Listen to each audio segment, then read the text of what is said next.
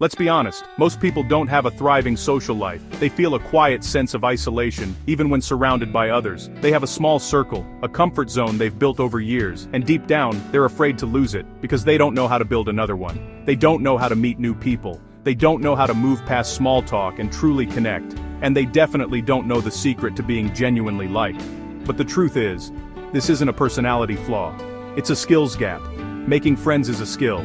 A learnable, practical skill, just like learning an instrument or a new language. And once you understand the fundamental principles, your entire social life changes. The fear recedes, and a quiet confidence takes its place. Most people fail socially for one simple reason. They try too hard. They want approval so badly, it becomes a tangible pressure in the air. They want to be liked, so they perform. They overthink everything they say, running every sentence through a filter of, will this make me sound cool, smart, funny? And that creates the exact opposite effect. Because people don't like desperation. It makes them feel uncomfortable, like they're being asked for something. They like calm confidence, an energy that says, I'm comfortable with who I am, and I'm comfortable with you too. So, if you want a lot of friends, if you want a rich, fulfilling social life, stop trying to get people to like you, and start becoming someone people enjoy being around. That's the difference. It's a shift from seeking validation to providing value. And this sounds obvious, but think about it honestly. Almost nobody does it.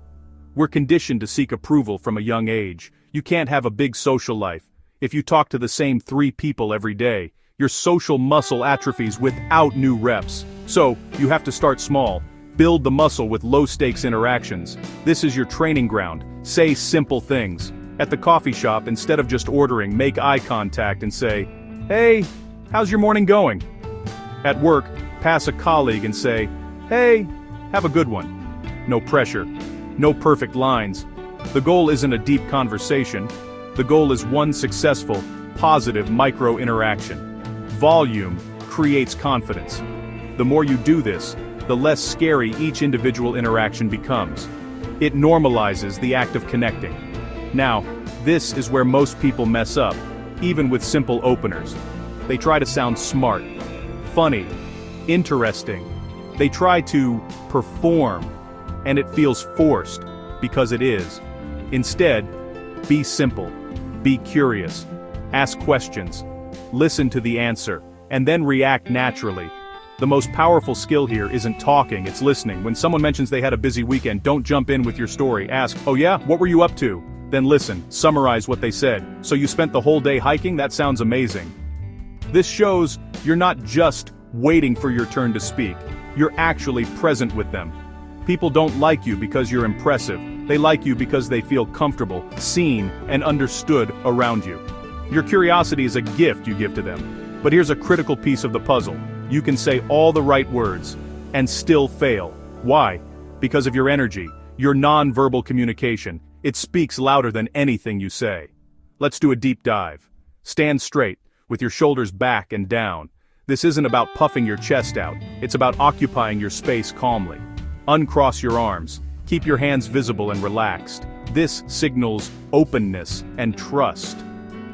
Look people in the eyes, but don't stare.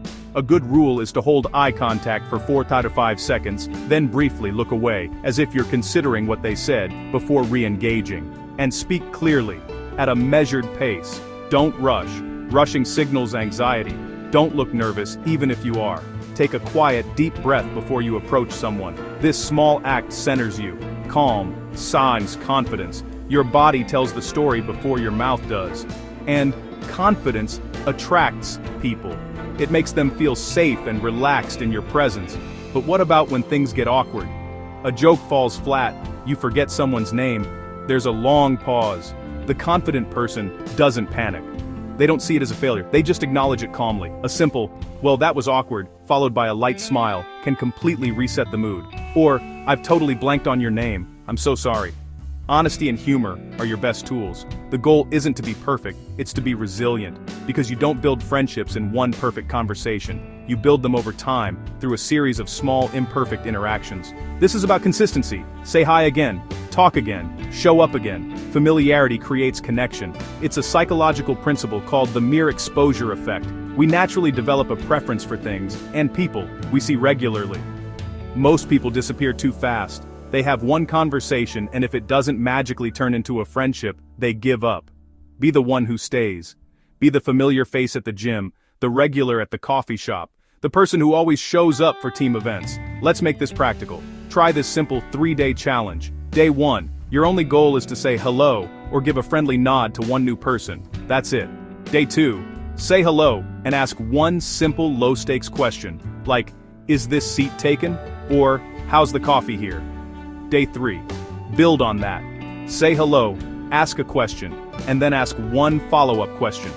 This is how you build the ladder of social connection, one rung at a time. Remember the core principle. Make their experience of interacting with you a positive one. Be positive. Make them laugh if it comes naturally. And most importantly, truly listen when they talk. Support them, remember small details they mentioned before and bring them up later. Hey, how did that presentation go last week? This shows you care. People will forget what you said, but they will never forget how you made them feel. That's what builds real friendships, not clever lines, but moments of genuine connection. Now, a crucial point, not everyone will like you. And that's normal. It's not a reflection of your worth. It's just a matter of chemistry. Some people won't get your humor, some will be too busy, some just won't vibe with you. Rejection is not a verdict on your character, it's simply data. It means, not a match. That's all. You're not trying to be liked by everyone. That's exhausting and inauthentic. You're building your own circle. You're looking for your people.